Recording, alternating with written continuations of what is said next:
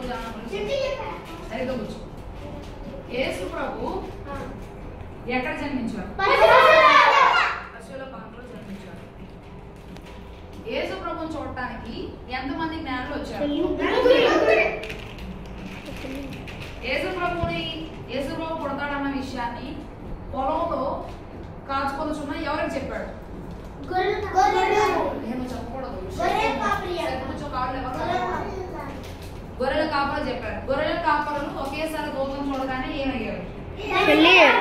భయపడిపోయారు, వణికిపోయారు.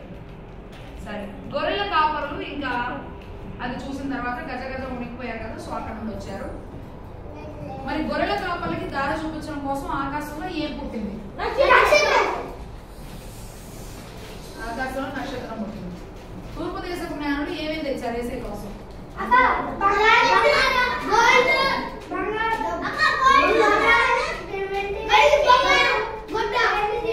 బంగారము, సామ్రాణి, పోళం. ఎక్కడ స్థలం లేదు కదా. సో అయితే యేసు ప్రభు యొక్క తల్లి పేరేంటి? మరియా. తండ్రి పేరేంటి? ఏ పేరు?